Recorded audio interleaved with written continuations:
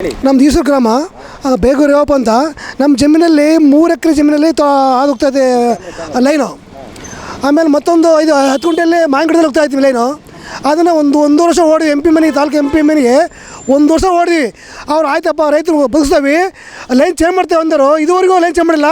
ಮತ್ತು ಅದೇ ಲೈನಲ್ಲಿ ಮಾರ್ಗ ಹೇಳಲಿಕ್ಕೆ ಮೊನ್ನೆ ಗಂಬ ತೇಲಿಕ್ಕೆ ಗುತ್ತಿ ಹಾಕಿ ಬಂದರು. ಅಲ್ಲಿ ತಡೆದಾಕಿದ್ದೀವಿ. ಅಲ್ಲಿಂದ ಸ್ಟ್ರೈಕ್ ಮಾಡ್ತಾರೆ, 3 ವರ್ಷ ಸ್ಟ್ರೈಕ್ ಮಾಡಕತ್ತಿ. ಸ್ಟ್ರೈಕಲ್ಲಿ ಬಂದರು ಒಬ್ಬರು ನಮ್ಮ ತಾಲೂಕು MP ವಿಜಯಣ್ಣ ಬಂದರು. ವಿಜಯಣ್ಣ ಮಾತಾಡಿದ್ರು ಏನಂದರೆ, ಇದನ್ನು ನಮಗೆ ಸರಿಯಾಗಿ ಗೊತ್ತಿಲ್ಲಪ್ಪ, ಇದು ಸರಿಯಾಗಿ ನ್ಯೂಸ್ ಗೊತ್ತಿಲ್ಲ, ನಮ್ಮ ಮಣ್ಣು ಕೇಳ್ಬಿಟ್ಟು ಹೇಳ್ತೇನೆ ಅಂತ ಅಷ್ಟೇ ಹೋಗ್ಬಿಟ್ರು. ತಿರ್ಗಿ ಯಾವ MLA ಬಂದಿಲ್ಲ, ಯಾರು ರಂಗಣ್ಣ ಬಂದಿಲ್ಲ, ಯಾರು ಯಡಿಯೂರಪ್ಪ ಬಂದಿಲ್ಲ. ಇಷ್ಟೇ ನಡೆದಕ್ಕಾದ ಘಟನೆ. ನಮಗೆ ನಕ್ಷೆ ಮಾಡಿದ ನಕ್ಷೆ ಮಾಡಿದೆ ನನ್ನಿನ ಲಕ್ಷಣ ಚೇಂಜ್ ಮಾಡಿ ಆ ರೂಟ್ ಚೇಂಜ್ ಮಾಡಿದರೆ 180 ರೈತರು ಬದುಕ್ತಾರೆ. ನಮಗೆ ಅದು ಬೇಕು, ರೈತರು ಉಳಿಸ್ಬೇಕಷ್ಟೇ. ಇವರು ತೋಟ ಸುಮ್ಮನೆ 180 ಜನ ರೈತರು ತೋಟ ಹೋಗ್ತಾವಲ್ಲ, 4 ಎಕರೆ 1/2 ಎಕರೆ ಜಮೀನು ತೋಟ ಇರೋವು. ಆ ತೋಟದಿಂದ 4 ಜನ 4 ಕಾಸು ಊಟ ದುಡ್ಡು ಮಾಡಿಕೊಂಡು ರೈತರು ಬದುಕ್ತಾರೆ. ಆ ಬದುಕನ್ನು ಉಳಿಸೋದಕ್ಕೆ ಓಡಿದೆ 1 ವರ್ಷ MLA ಮನೆ ಓಡಿದೆ. MLA ಆಯ್ತು ರೂಟ್ ಚೇಂಜ್ ಮಾಡ್ತೇವೆ ಅಂಥವ್ರು ಇದುವರೆಗೂ ಮಾಡಿಲ್ಲ. ಎಲ್ಲ ಒಟ್ಟು 180 ಜನ ಎಲ್ಲ ಒಳ್ಳು ಈಸೂರು, ಚಿಕ್ಕಚೋಳ್ಳಿ, ಚುಚ್ಕೊಂಡಿ ಗ್ರಾಮ ಎಷ್ಟು 180 ರೈತರು ಹೋಗಿದ್ದಾರೆ. ಆಯಿತು ಆ 1 ವರ್ಷ ಓಡಿದ MLA ಮನೆ, ತಾಲೂಕು MLA ಮನೆಗೆ ಆಯಿತು ರೈತರು ಬದುಕ್ತೇವೆ ರೂಟ್ ಚೇಂಜ್ ಮಾಡ್ತೇವೆ ಅಂದವರು ಇದುವರೆಗೂ ಮಾಡಲಿಲ್ಲ. ಮತ್ತು ಅದೇ ರೂಟಲ್ಲಿ ಲೈನ್ ಮಾಡಲಿಕ್ಕೆ ಹೊಂಟಿದ್ದಾರೆ. ಈಗ ಅದಕ್ಕಾಗಿ ನಮಗೆ ಆ ರೂಟ್ ಚೇಂಜ್ ಮಾಡಿ ಬೇರೆ ರೂಟಲ್ಲೇ ಹೋಗಲಿ. ಆ ರೂಟಲ್ಲಿ ಹೋದರೆ 13 ಕಿಲೋಮೀಟರ್ ಹೋಗುತ್ತೆ. ಈ ನಮ್ಮ ರೂಟಲ್ಲಿ ಹೋದರೆ 23 ಕಿಲೋಮೀಟರ್ ಹೋಗುತ್ತೆ. ಆ ರೂಟಲ್ಲಿ ಸುಮಾರು ಎಲ್ಲವಕ್ಕೂ ಸರ್ಕಾರಕ್ಕೆ ದುಡ್ಡು ಕಮ್ಮಿ ಆಗುತ್ತೆ, ರೈತರು ಜಮೀನು ಇದ್ದಾವೆ, ಅಷ್ಟೇ ಮಾಡಬೇಕಷ್ಟೇ. ಗುಂಡಿ ಗ್ರಾಮ ಮತ್ತು ಈಸೂರು ಮತ್ತು ಚಿಕ್ಕಜೋಳಿ ಗ್ರಾಮ ಗ್ರಿಡ್ಡಿನಿಂದ ಅಂಜಿನಾಪುರ ಮತ್ತು ಕೊರ್ಲಳ್ಳಿ ಗ್ರಿಡ್ಡಿಗೆ ಹೋಯ್ತಕ್ಕಂಥ ಈ ಹೈ ಟೆನ್ಷನ್ ವೈರು 110, 111 KV ಏನು ಟೆನ್ಷನ್ ವೈರು ಹೋಯ್ತಾ ಇದ್ದಾರೋ, ಈ ಮೂಲತಃ ಹಿಂದಿನಿಂದ ಹಿರಿಯರು ಮಾಡ್ಕೊಂಡು ಬಂದಿರತಕ್ಕಂಥ ಖಾತೆ ಜಮೀನುಗಳು, ಆಮೇಲೆ ಹಕ್ಕುಪತ್ರ ಇರ್ತಕ್ಕಂಥವು. ಈ ಜಮೀನಲ್ಲಿ ಹಲವಾರು ಈ ವರ್ಷಗಳಿಂದ ನಾವೇನು ಮಾಡಿದ್ವಿ, ತೋಟ ಮತ್ತು ತೆಂಗು, ಬಾಳೆ, ಮೆಣಸು ಈ ಥರ ಬೆಳೆಗಳನ್ನು ನಾವು ಬೆಳೆದಿದ್ದೀವಿ. ಆ ಲೈನ್ ಮೇಲೆ ಆ ತೋಟವನ್ನು ಕಟ್ ಮಾಡ್ಕೊಂಡು ಈ ಹೈ ಟೆನ್ಷನ್ ವೈರನ್ನು ತಗೊಂಡು ಹೋಗ್ತಾ ಇದ್ದಾರೆ. ಈಗ ತೊಗೊಂಡು ಹೋಗೋದ್ರಿಂದ ನಮ್ಮ ತೋಟಗಳೆಲ್ಲವೂ ಎಲ್ಲಿ ಇರ್ತಕ್ಕಂಥವ್ರು 1/4 ಎಕರೆ, 10 ಗುಂಟೆ, 5 ಗುಂಟೆ, 20 ಗುಂಟೆ, 1 ಎಕರೆ ಈ ಥರ ಇರ್ತಕ್ಕಂಥ ಜಮೀನುಗಳನ್ನು ಹೊಂದಿರತಕ್ಕಂಥ ರೈತರುಗಳೇ ಅತಿ ಹೆಚ್ಚಿದ್ದಾರೆ. ಎಲ್ಲ ರೈತರು ಸಾಮಾನ್ಯ ಅದೇ ಥರನೇ ಇರೋದು.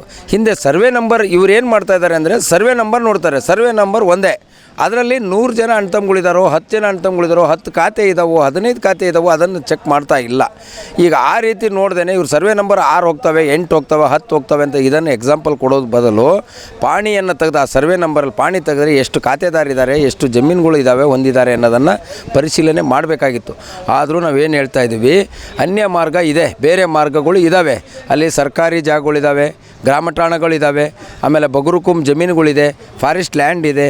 ಆ ಜಮೀನಲ್ಲಿ ಹೋಗೋದ್ರಿಂದ ಯಾರಿಗೂ ತೊಂದರೆ ಆಗುವುದಿಲ್ಲ, ಖಾತೆ ಜಮೀನುಗಳು ಅಲ್ಲ, ಆಮೇಲೆ ಸರ್ಕಾರಿ ಜಮೀನುಗಳಾಗಿರೋದ್ರಿಂದ ಇವ್ರು ಏನು ಮಾಡ್ತಾಯಿದ್ದಾರೆ, ಈಗ ಈ ಸರ್ವೆ ನಂಬರ್ ಜಮೀನಲ್ಲಿ ಹೋದರೆ ಇವರು ಕಮಿಷನ್ ರೂಪದಲ್ಲಿ ಅತಿ ಹೆಚ್ಚು ಸಮಥಿಂಗ್ಸನ್ನು ತೊಗೋಬೋದು. ಆದರೆ ಈ ಸರ್ಕಾರಿ ಜಮೀನುಗಳಲ್ಲಿ ಹೋದರೆ ಇವರಿಗೆ ಯಾವ ಪರ್ಸಂಟೇಜು ಸಿಗುವ ಅವಶ್ಯಕತೆ ಇರುವುದಿಲ್ಲ. ಆದ್ದರಿಂದ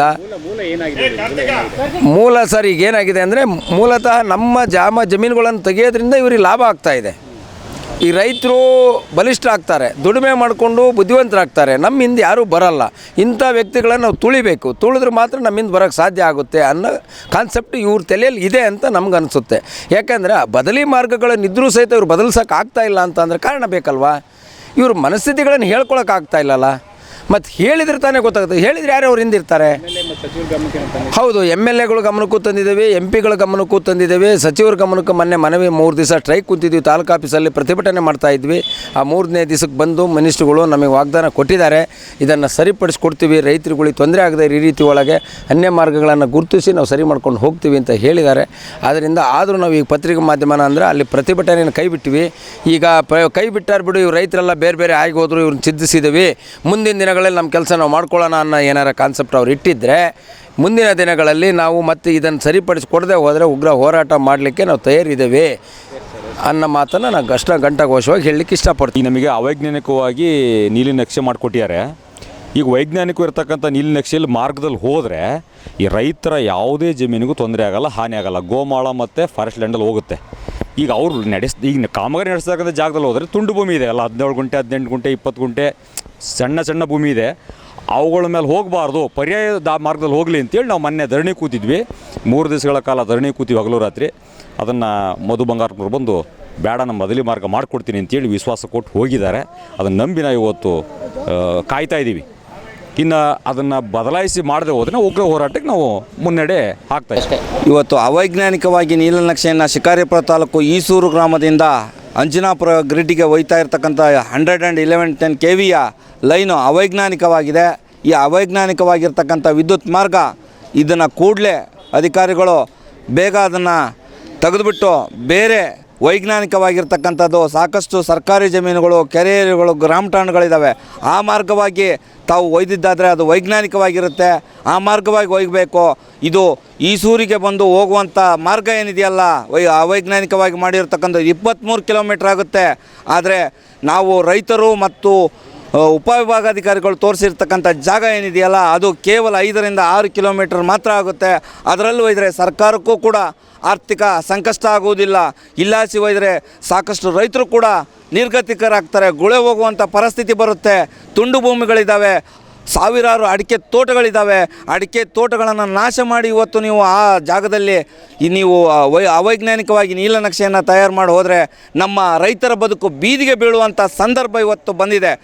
ತಾವುಗಳು ಕೂಡಲೇ ಇದಕ್ಕೆ ಸಂಬಂಧಪಟ್ಟಂಥ ಶಿಕಾರಿಪುರ ತಾಲೂಕಿನ ಜನಪ್ರತಿನಿಧಿಗಳು, ಶಾಸಕರು, ಸಂಸದರು, ಅಧಿಕಾರಿಗಳು ಕೂಡಲೇ ಸ್ಥಳಕ್ಕೆ ಆಗಮಿಸಿ ಸ್ಥಳವನ್ನು ಸರಿಯಾದ ರೀತಿಯಲ್ಲಿ ಪರೀಕ್ಷಿಸಿ ಮತ್ತು ರೈತರ ಸಲಹೆಗಳನ್ನು ಕೂಡ ತಾವುಗಳು ತೆಗೆದುಕೊಂಡ್ರೆ ನಿಮಗಿಂತಲೂ ಹೆಚ್ಚಿನ ಅಂತಹ ಸಮಸ್ಯೆಗಳ ಪರಿಹಾರಗಳನ್ನು ಹಾಗೂ ಸಲಹೆಗಳನ್ನು ಕೊಡ್ತಾರೆ ಅನ್ನೋದು ನನ್ನ ಅಭಿಪ್ರಾಯವಾಗಿದೆ.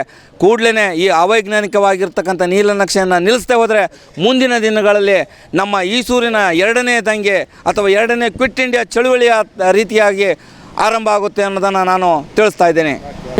ಇವಾಗೇನು KEB ಅವೈಜ್ಞಾನಿಕವಾಗಿ ಏನು ನಕ್ಷೆ ತಯಾರಿಸಿದಾರೋ ಅದು ರೈತರಿಗೆ ಭಾರಿ ಸಮಸ್ಯೆ ಮಾಡ್ತೈತಿ.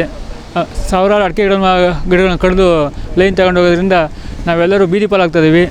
ಹಾಗಾಗಿ ಏನು ರೈತರು ಸೂಚಿಸಿರೋ ನೀಲಿ ನಕಾಶೆ ಪ್ರಕಾರ ನೀವು ಇದನ್ನು ಇದನ್ನು ತಗೊಂಡು ಹೋದರೆ ನಮ್ಮೆಲ್ಲರಿಗೂ ಅನುಕೂಲ ಆಗಿ ಹೇಗೋ ಒಂದೊತ್ತು ಊಟಕ್ಕೆ ಯಾವ ತೊಂದರೆ ಇಲ್ಲಂಗೆ ಅನುವು ಮಾಡಿಕೊಡೋ ಆಕತಿ.